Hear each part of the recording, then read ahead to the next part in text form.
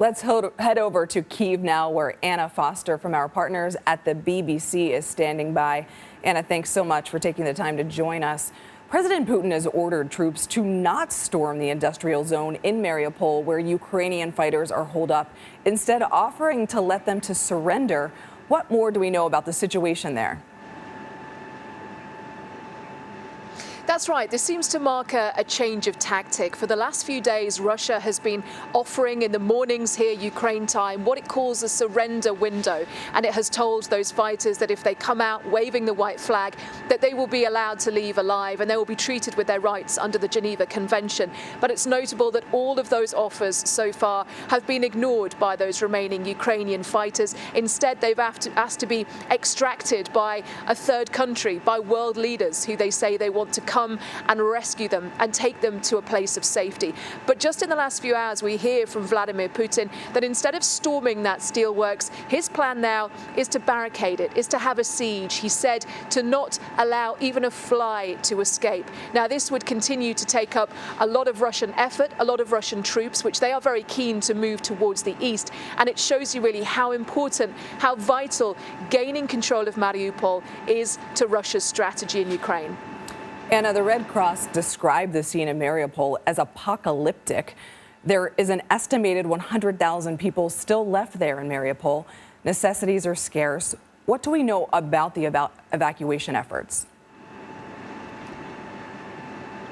It is almost impossible to imagine what those people must be going through and have been for weeks. Mariupol has had no power for well over a month now. Things like food and water, medicines are practically impossible to get hold of. And they're living, sheltering, hiding for their lives in a city that has been razed to the ground. What has become increasingly difficult is finding a way to bring them out. Now, yesterday, we heard there was some hope of an evacuation corridor being established. We hadn't had one for around 4 or 5 weeks, but the hope started to wane when we heard that they'd wanted to take out 6,000 people, but by the end of the day, they'd only managed to take 4 buses of people out of Mariupol. They say they'll try again today, but when you consider, as you say, there is still more than 100,000 people trapped there, these numbers are so small compared to the numbers of people who need to be rescued from that besieged city. 4 buses, certainly not a lot of people. Curious to see what happens today. And as we heard in the package we played just before we spoke with you, Putin test launched a new intercontinental ballistic missile yesterday. Are there fears that Russia has become too isolated?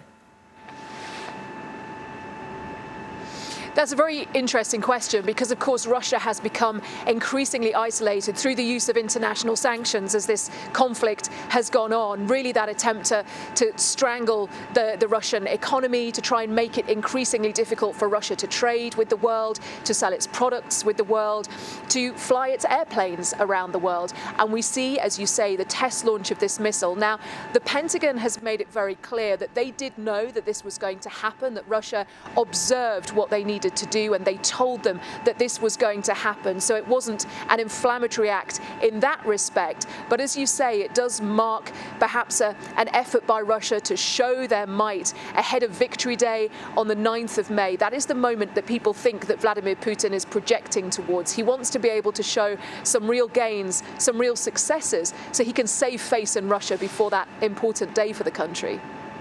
And we are hearing reports, of course, that Vladimir Putin is announcing this victory on Russian TV.